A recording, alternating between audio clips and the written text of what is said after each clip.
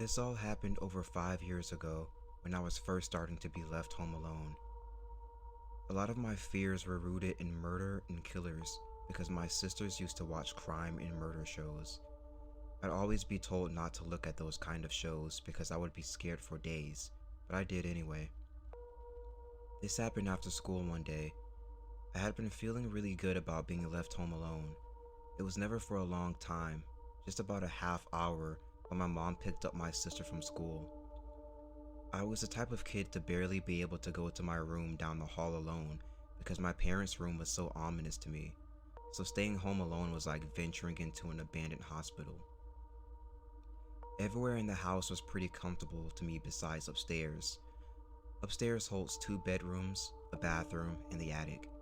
So that day, I was picked up from school, driven home, and was led into the garage. Even when there was nothing going on in the house, there was always a weight in your stomach when you're scared.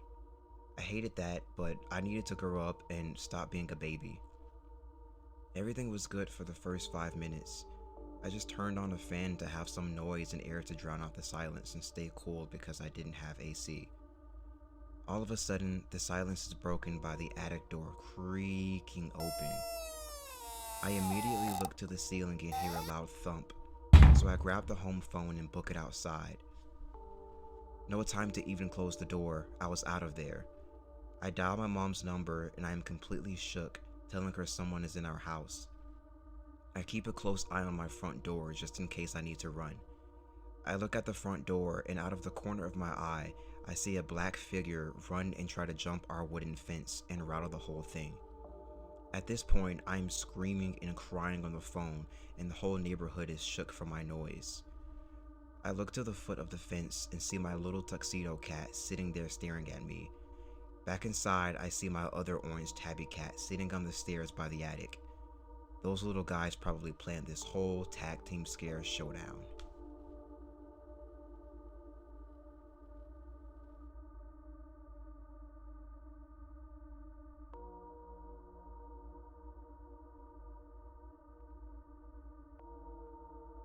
When I was 9, I encountered a very strange Furby. I was 9 years old and staying at a friend's apartment, let's call her Chloe, for a few days.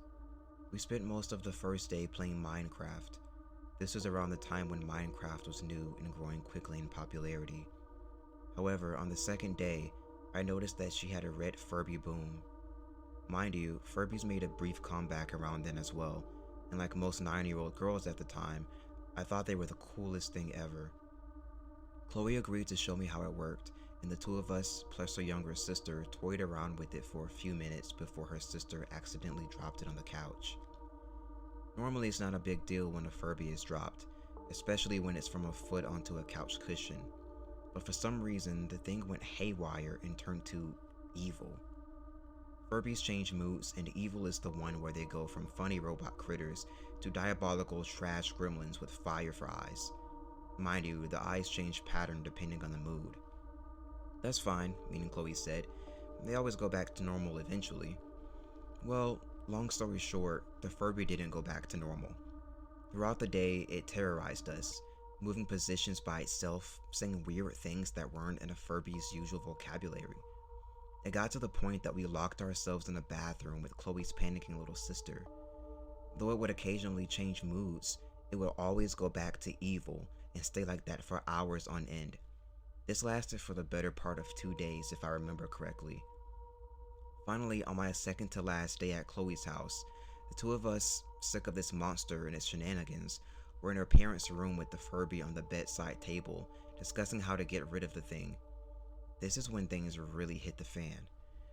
I was telling Chloe that we should drop it out of her 5th story window onto the street, let it get run over, and then pour water all over it, when I heard something stir on the bedside table.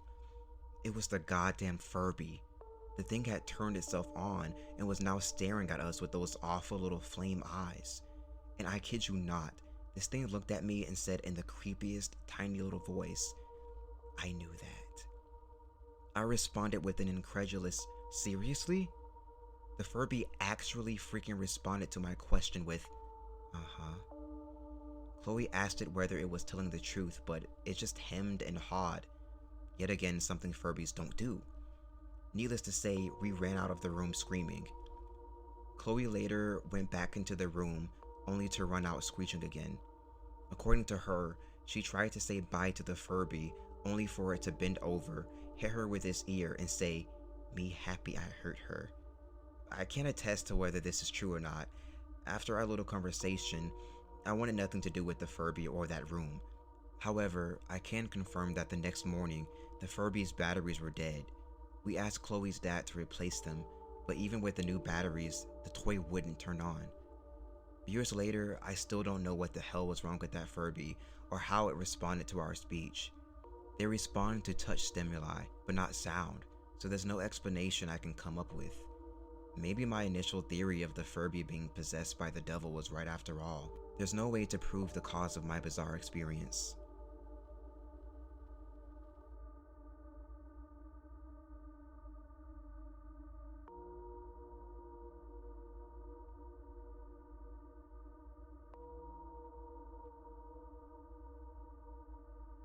I'm a desk assistant for my university, and basically all I do is rent out vacuums, give spare keys to rooms, and answer questions.